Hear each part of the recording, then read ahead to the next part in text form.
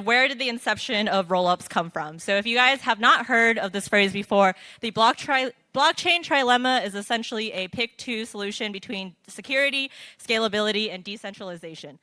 So effectively what that means is you can't have all three, you have to pick two.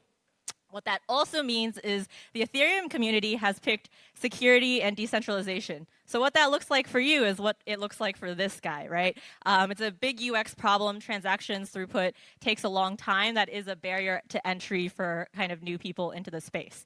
So what is our solution? You might have heard of this. It's called an L2. So to understand what an L2 is, let's take a step back. Let's start with the L1. So the L1 is kind of the base blockchain. So if you guys know Ethereum, you know Bitcoin, that's an L1. So that encompasses everything, right? That produces the block producers, the node operators, blockchain itself, history, et cetera, et cetera. Layer 2s are basically a separate blockchain that extends Ethereum by pulling off the execution layer from Ethereum.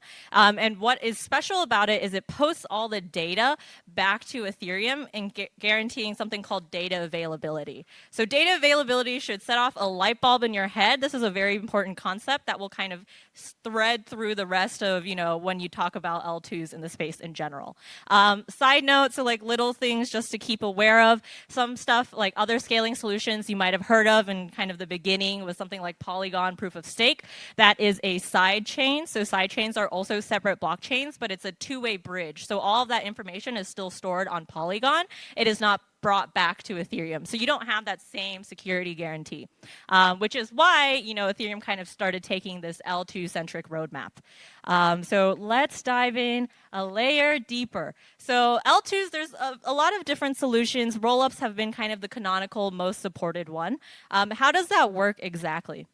So like I said, rollups take the execution burden off of the L1.